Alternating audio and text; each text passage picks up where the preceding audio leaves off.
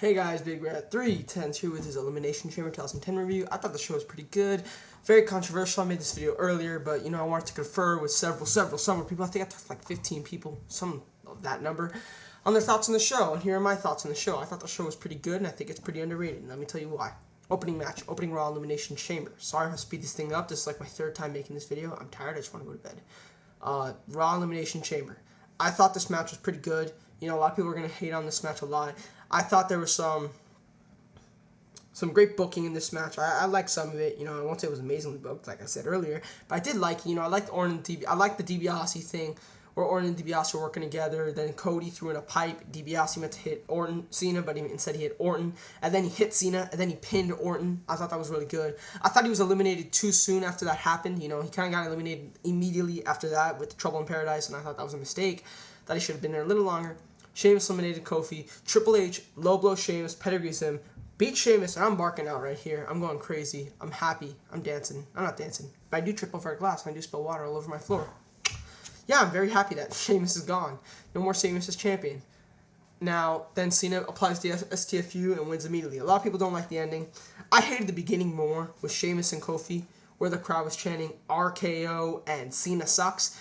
That is the definition of we don't give a shit about your champion who's in the ring. When they cheer for a heel and they're booing a babyface while your champion is in the ring wrestling.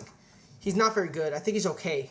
Obviously I'll say that my bias for my hatred of him kind of overclouded my judgment of his wrestling ability. He does not suck in the ring, but he's not very good. I went in this match with an open mind. He was the worst part of this match. I will say it wholeheartedly. I liked Orton. I'll get back to that. Orton and Dibiase teaming up. I liked how they trapped John Cena in his cage. I liked Kofi. I liked the consistency of Kofi when he entered the chamber, turning around to make sure he wasn't getting attacked, because last year he did get attacked. I liked that they kept up with the storyline, but I will talk about how they did not keep up with the storyline later on. So yeah, I thought the match was pretty good for the most. Kofi was did some great spots in the match. Obviously the story was kind of lacked the story, except for the Orton Dibiase thing. But yeah, Kofi did some really nice spots. Sheamus botched 2 of them, which I was very upset. He did a nice boom boom drop to Triple H on the outside. He did a nice splash to 4 people. And like I said, he wasn't the first person eliminated. He got a nice little rub on the match. So, I really liked it. I wasn't a big fan of the ending. And also, I didn't like how Cena acted like devastated.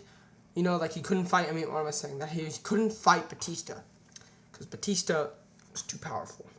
And, he lost, in a spear and a Batista bomb.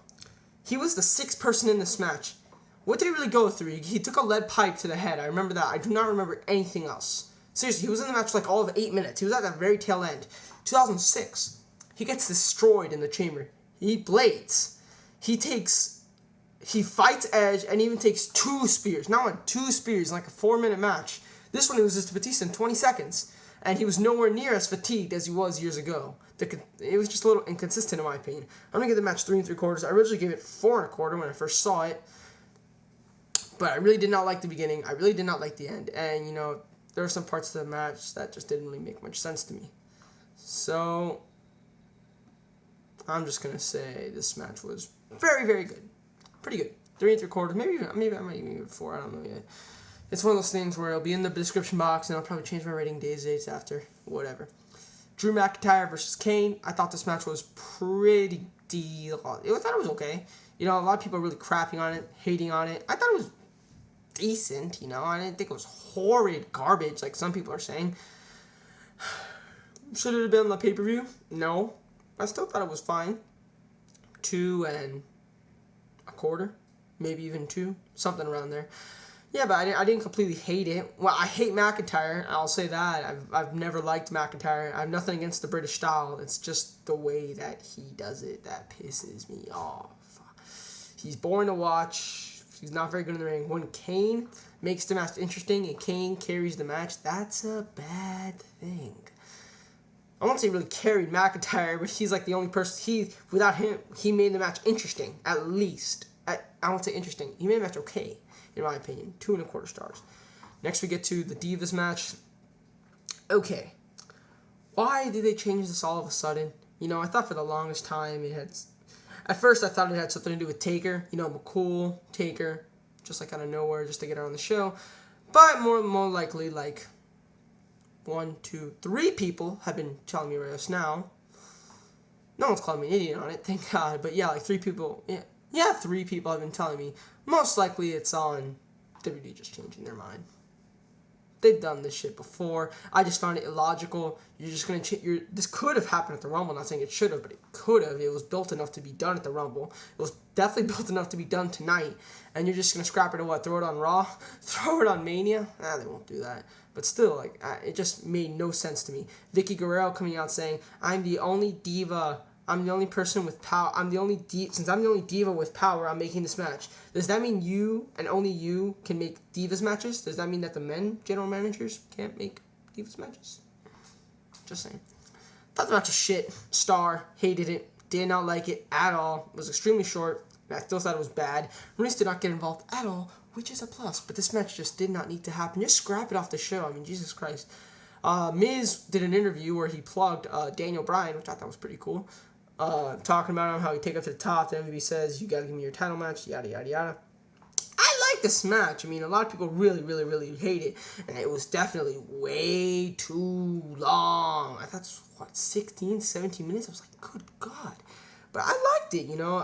If I didn't get bored during the match, and I liked the match, does that mean I don't know what I'm talking about? Because I was not bored during this match. I mean, it was long. Just because I wasn't bored doesn't mean I didn't... Just because I wasn't bored does not mean that I thought this wasn't too long. So I wasn't bored throughout the match. I rarely get bored through wrestling matches. And, you know, I enjoyed the match for the most part, so I'm giving it 3 stars. You know, I thought it was a fun little match. Did go too long. I like how they didn't interrupt the match with Miz bleeding, but they waited till after the match to do it. And then, you know, they had the referees check on MVP, which I thought was pretty cool, you know, instead of just having them do this. Instead of just doing a mid-match with Miz, after the match, they did it with Miz, and then they went to MVP and make them more realistic. I like that. I'm going to give the match 3 stars. A lot of people really hated it. I thought it was, you know, it was still okay. I thought it was a fun little match. I thought it balanced out the rest of the show quite nicely. Next, we get to the main event, which was the SmackDown Chamber. This match was great. Great match of the year thus far. I thought this was pretty damn fun. I now have faith in Undertaker and Shawn going in at WrestleMania. You know, before I didn't. I still say that Undertaker, I've always said he can't go anymore. He can't go that long. You know, he had a nice little exchange here with Jericho, Morrison. They had a great exchange, actually. I will agree with I don't know what your damn username is. You change it every day. Right now, it's Chris Jericho. It used to be NWO for life. It used to be... viewer discretion advised, but totally ignored. 2 words, fuck it. I don't know what the hell your name is, but he did make a good point when we were talking about the show. I'm not stealing his idea, because I'm directly saying that he told me this, but he did make a good point.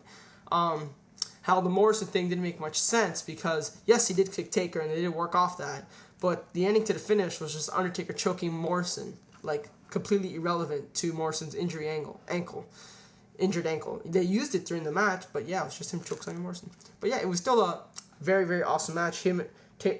Punk eliminates R-Truth, and then Punk gets on the mic and does the straight edge thing, which I just love.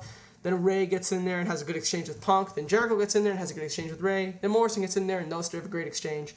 Then Morrison eliminates Ray with the Starship Pain. No chase, so I'm not even going to mention Ray's knee. And then Undertaker comes in. Him, Morrison, Jericho, very nice exchange. Morrison also had a pretty good showing on this night. Also a decent little rub out of this match that I really did like. And then Taker and Jericho had some great back and forth stuff. I really enjoyed their encounter. I thought it was a really fun match to watch. 4.5 stars. I thought it was excellent. I'm going to give this show like a 7.75 and 8. You know, I thought it was pretty good for the most part, actually. You know, I liked the opener. I liked the main event. I liked them as MVP. So, I'm just going to say it. I'm just going to say it in parentheses. I like the pay-per-view. Get over it. Also, I have a question for my ROH fans really quickly. Do you like it when I review past ROH shows on this channel? I'm going to review current ROH shows no matter what. But do you want me to review past ROH shows like these 2 that I was going to do, Arena Warfare, War of the War 1? Do you want me to review them on this channel? Do you want me to put them on the Big Rat 310 channel?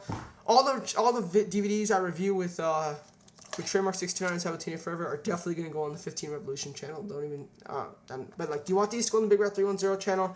Or do you want me to do those reviews here? It's up to you, because people like them, some people don't. Okay, so that was my review on Big Rat 310. I do recommend seeing this pay-per-view. That was a pretty good show for the most part. And I'm out. See ya.